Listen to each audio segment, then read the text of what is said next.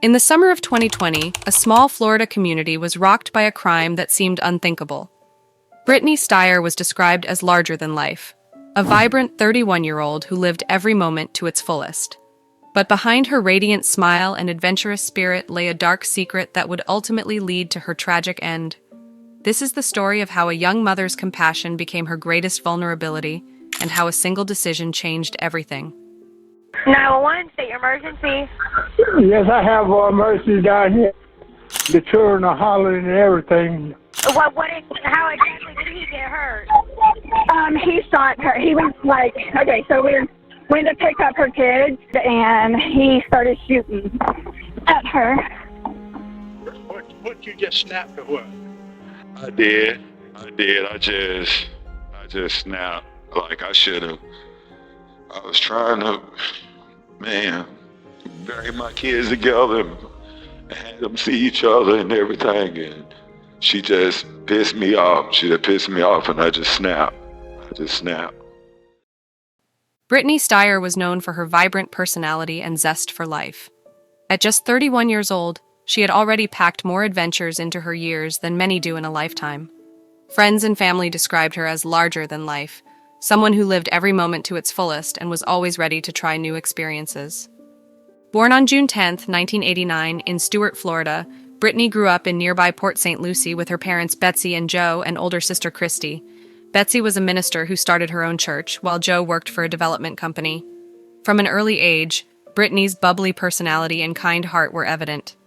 Though their parents divorced when Brittany was around 5 years old, they worked hard to co-parent effectively and minimize the impact on their daughters.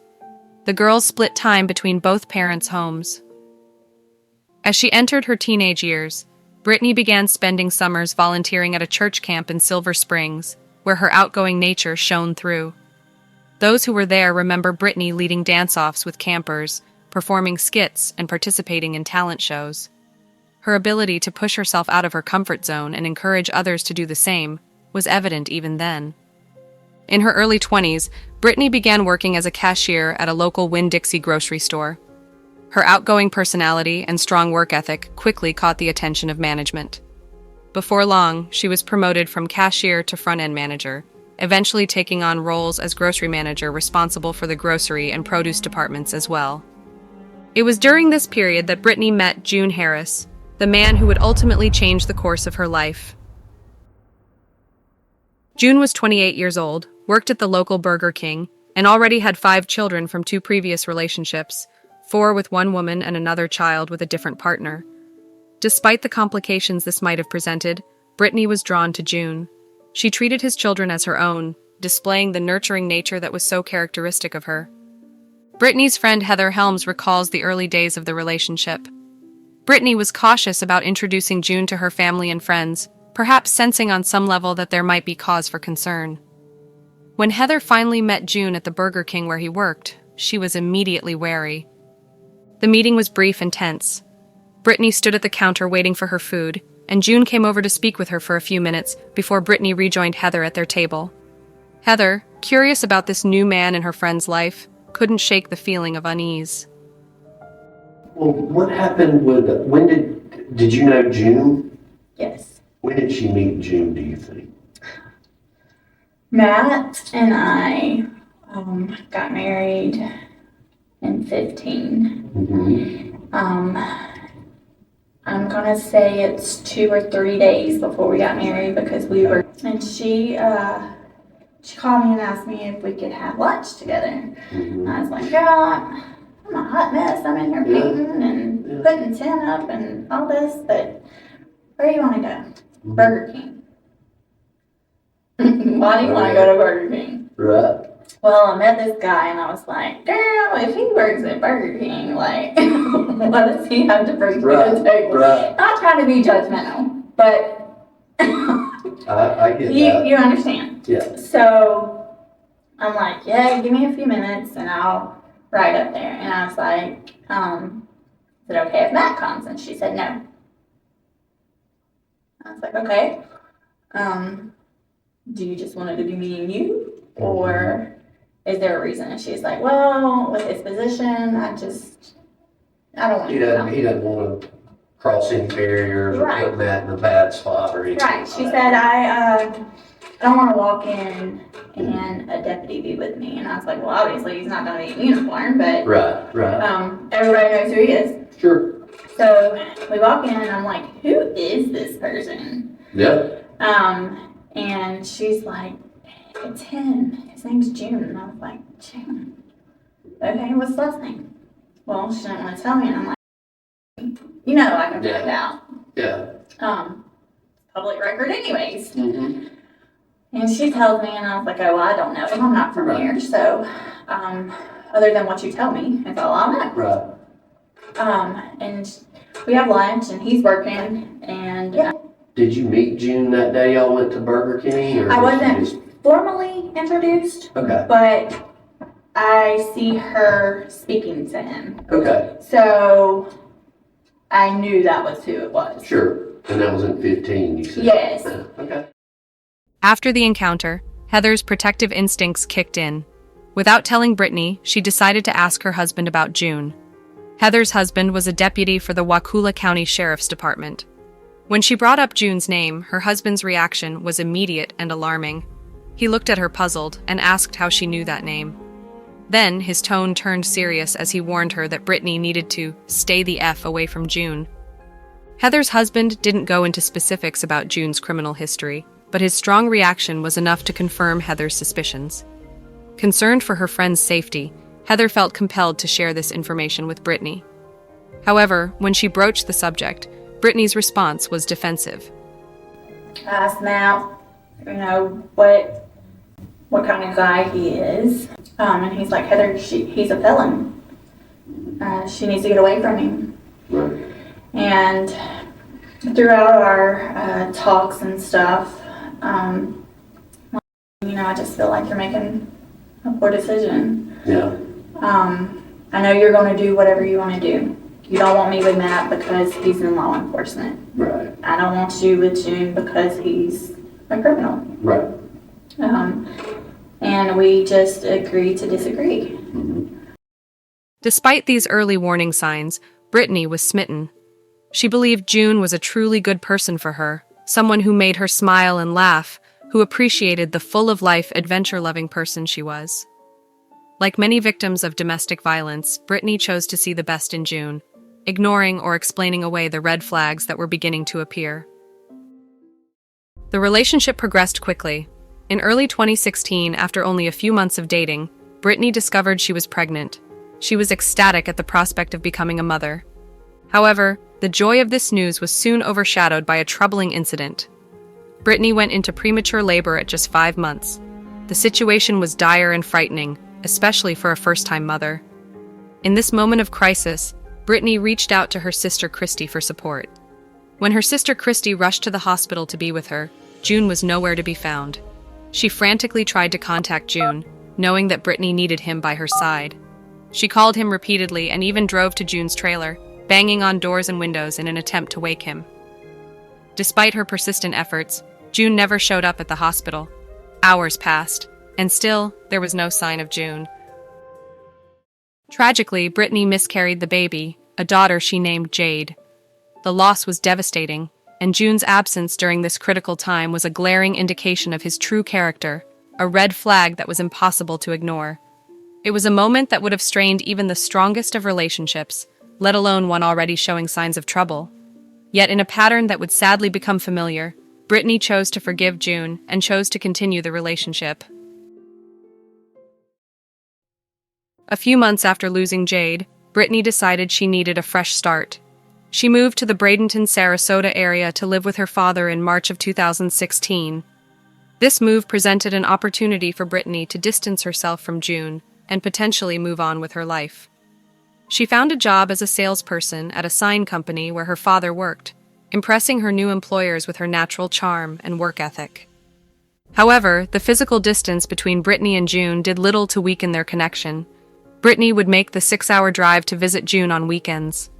The imbalance in effort was clear. Brittany was doing all the traveling, bearing all the expense, while June showed little reciprocation. This dynamic of Brittany giving more than she received would continue throughout their relationship. In 2017, growing tired of the long-distance arrangement, Brittany encouraged June to move to Bradenton. She set up an apartment for them and helped him secure a job with her brother-in-law's appliance installation company. Almost immediately, there were issues with June's work performance and attitude.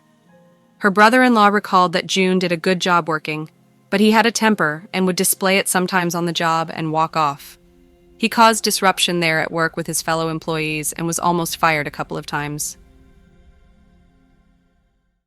As Brittany and June settled into life together in Bradenton, the cracks in their relationship began to widen. Despite the fresh start and the support of Brittany's family, June's behavior became increasingly erratic and controlling.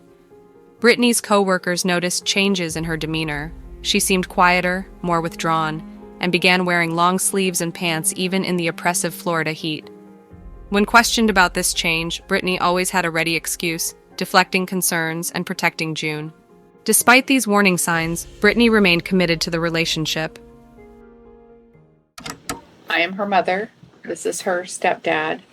And I met June fairly early on in Wakulla County when they were dating.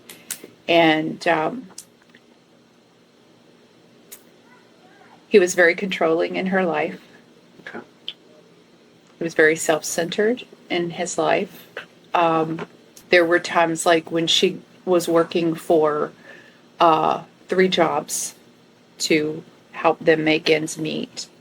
He was working part-time doing the installations. That's the type of personality we're talking about. We sought to love him with God's love.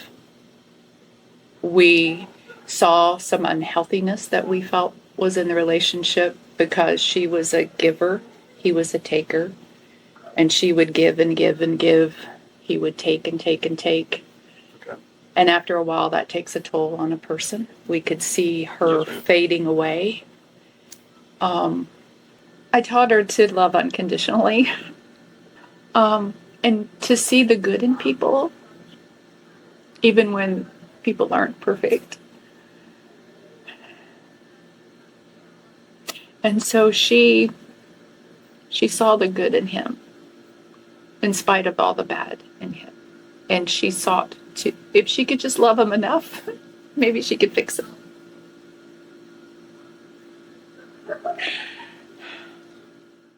In February 2018, she discovered she was pregnant. The news brought a mix of excitement and apprehension. Brittany was overjoyed at the prospect of motherhood, but concerns about June's behavior lingered. These concerns were justified when, during her pregnancy, Brittany showed up to a family gathering with visible bruising under her eye, poorly concealed by makeup. When questioned, she offered a familiar excuse, claiming she had lost her balance in the shower and hit her face on the faucet. On March 2, 2018, Brittany gave birth to a baby boy. The arrival of their son seemed to bring a moment of joy and peace to the couple. However, this period of calm was short-lived. Just 3 months after giving birth, Brittany discovered she was pregnant again. The news came as a surprise, but Brittany's inherent optimism and love for children overshadowed any doubts she may have had. She threw herself into preparing for the baby, finding joy in the little things like setting up the nursery and picking out tiny clothes. In February 2019, Brittany gave birth to a baby girl. Her little boy, now a toddler himself, was thrilled to be a big brother.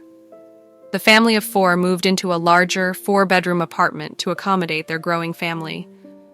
For a brief moment, it seemed like the pieces of Brittany's life were falling into place. She had 2 beautiful children, a job she enjoyed, and the support of her loving family. But behind closed doors, the situation was deteriorating rapidly. The emotional and psychological abuse became more pervasive and even started impacting on the children. Brittany noticed troubling behavior in her young son. The toddler would sometimes lash out aggressively at Brittany or his little sister, then immediately seek affection, a pattern that suggested he was mimicking the volatile dynamics he witnessed at home. This behavior in her son became a wake-up call for Brittany. The realization that June's abusive behavior was not only affecting her, but also shaping her children's understanding of relationships hit her hard. She realized that by staying, she wasn't just endangering herself, but also risking the emotional and physical well-being of her children. On January 31, 2020, Brittany had finally had enough. June, who didn't have to work that day, wanted to go out with his friends around 10 or 11 in the morning. In response, Brittany packed up her belongings in plastic bags, threw them into her car, and left. She called her sister and said, "Meet me in Orlando and we'll go to Disney." This impromptu trip to Disney World was more than just a fun getaway. It was Brittany's attempt to create a moment of normalcy and joy for her children amidst the chaos of their lives. After the weekend, reality set in. Brittany knew she couldn't go back. With nowhere else to turn, she called her parents and asked to move back in with them. It was clear that she was trying to make a clean break from June, but June wasn't ready to let go. Over the next week, he bombarded Brittany with calls and messages, alternating between apologies, promises to change, and manipulative threats. Leaving an abusive relationship is often the most dangerous time for a victim, and Brittany's case would prove to be no exception. On February 11, 2020, Brittany showed up at the Sarasota Police Department to make a statement about June. She recounted a terrifying incident that had occurred just days before. 6 months or so before now, she left him. And we were so happy for her that she got up the courage to leave and that she saw that something was missing in her life. She made it through that initial leaving, but within a couple of weeks or so, in February, I got the phone call that he had, to tell me that he had held her at gunpoint. She had gone with the children to see him and to pick up some things from the apartment where they had been living, and that he had held her at gunpoint for, I don't remember the exact timing, at least a couple of hours, in which she thought she would be dead then, and that he threatened to kill her, and at some points her and the babies, and himself. Other points that he would kill her and then call her dad to come get the children, and then he would kill himself. I mean, he gave her all these different scenarios. So the children were witness to that then. They were right there with them then. The terror that she described, that she went through, was unbelievable. And I was so grateful that she had the wherewithal to Baker Act him. Following this incident, June was arrested and brought to the Sarasota Police Department for questioning. He refused to be interviewed and asked for an attorney. He was then taken to the Sarasota County Jail and charged with aggravated assault and false imprisonment. As a convicted felon in possession of a firearm, June was facing significant jail time. For Brittany, this should have been a moment of relief, a chance to breathe freely for the first time in years. However, in a tragic turn of events that is all too common in cases of domestic violence, Brittany dropped the charges just days later. June's family had convinced her that they would get him therapy and the help he needed, promising to pick him up and drop him at sessions each week. These promises played heavy on her emotions, and Brittany found herself torn between her instinct for self-preservation and her compassionate nature. She later explained to her father that she couldn't bear the thought of her children's father being in prison for the rest of his life. This decision, made out of compassion and hope for change, would ultimately have fatal consequences. After this incident, Brittany tried to move on with her life.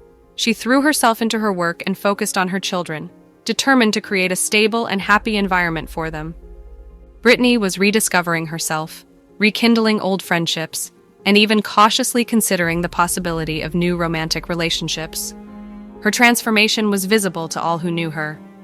Her Facebook posts showed a woman embracing life again, smiling, going out with friends, enjoying herself. It was clear to everyone that Brittany was on an upward trajectory. However, June was not willing to let Brittany go. He continued to contact her, alternating between apologies, promises to change, and manipulation. Despite the danger, Brittany agreed to let June see the children, as she wanted them to have a relationship with their father. On July 18, 2020, Brittany traveled to Crawfordville for a friend's engagement party. She had been asked to be the maid of honor, a role she was excited about. She dropped the children off with June, planning to pick them up the next day. As Brittany enjoyed the bridal shower with her friends, laughing and celebrating, she had no idea that June's resentment had reached a boiling point. As the evening progressed, Brittany received a message on her phone from June, demanding she come pick up the children immediately. Her demeanor changed instantly, the joy of the party replaced by visible anxiety. She turned to her friend Heather for support. She asked Heather to drive with her to June's place so that they could pick up the kids. She explained that she didn't feel comfortable going alone and driving in the dark by herself. Heather immediately agreed to accompany Brittany. The atmosphere in the vehicle was tense as they drove through the night, with Brittany visibly on edge. They stopped at a nearby gas station to fill up, where CCTV cameras captured their brief stop.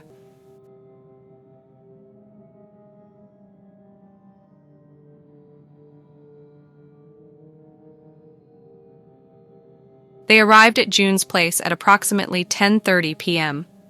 The night was dark and quiet as Brittany pulled into the driveway, the headlights of her van illuminating the small trailer where June lived. As they approached, Brittany and Heather noticed several other people on the property gathered around a makeshift table near an above-ground pool. Empty beer cans and bottles were strewn about, evidence of an ongoing gathering. She approached the front door of the trailer, and June opened. He had the baby girl with him and started walking towards the van, with Brittany and her little boy following closely behind. Heather observed from the passenger seat as Brittany and June had a brief conversation near the van. The interaction appeared calm at first, with June handing over the baby and Brittany preparing to secure the child in the car seat. Suddenly, the situation changed dramatically. June produced a firearm, catching both women off guard. In a matter of seconds, multiple shots were fired. Fearing for her life and the lives of the children, Heather jumped into the driver's seat and threw the van into reverse. The side door was still open, and she could hear the children screaming in the back.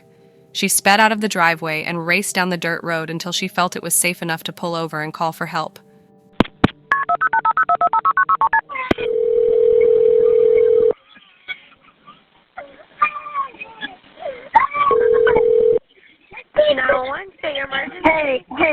Hey, I am with my friend, and we're down by it, and he just shot her. Okay, what do you mean he got? I'm sorry, I can't hear you. How exactly did he get hurt? He shot her. He was like, okay, so we went to pick up her kids, and we went to pick up her kids, and he come out and was acting really weird, and he started shooting at her. Okay, and he shot. So he shot her. Yeah. Okay. Yeah.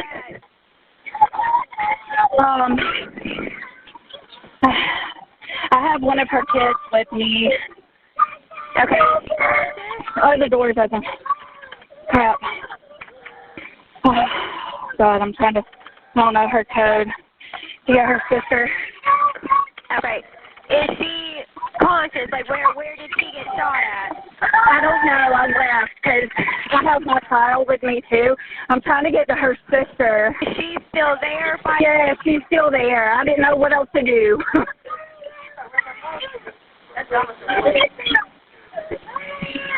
Like, the van door won't shut. I gotta pull over. Hold on, baby. Hold on. Ma'am. Yes. On the road right there? Okay. Hold on, baby. Let me close the van. Okay. Following the shooting, June Harris fled the scene in his vehicle. As police units arrived in response to the 911 call, they spotted a green vehicle with its lights on speeding away from the location. When officers gave chase and more vehicle entered the fray, June's attempts to flee seemed to be more subdued. As he drove aimlessly around the area, seemingly making random turns, doubling back or changing directions in parking lots. The pursuit ended when June's vehicle pulled over near Spring Creek Highway. It's unclear what prompted him to stop, whether he realized the futility of his actions or if he had simply run out of places to go. As police units approached his vehicle, June offered no resistance and he was arrested on the spot. Back at the scene of the crime, detectives found a grim scene.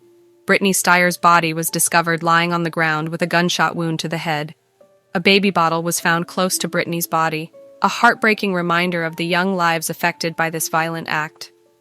The aftermath of Brittany's murder sent shockwaves through the community. Her family was devastated, struggling to comprehend how someone so full of life could be taken so brutally. Brittany's children, now left without their mother, faced an uncertain future.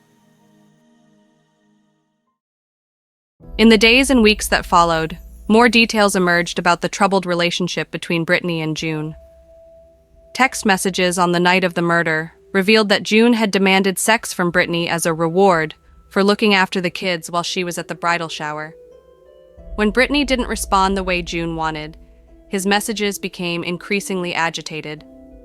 These messages painted a clear picture of June's controlling behavior and his volatile state of mind in the hours leading up to the tragic event. June Harris was charged with first-degree murder, child neglect, fleeing and eluding, and possession of a weapon by a convicted felon. His trial began on December 16, 2022. Despite attempts by the defense to create doubt about June's guilt, the evidence against him was overwhelming. On December 21, 2022, the jury found June Harris guilty on all counts. He was sentenced to life in prison, with 3 additional consecutive 15-year sentences for the other charges. While this verdict brought some sense of justice, it could never undo the tragedy of Brittany's death or heal the wounds inflicted on her family and community.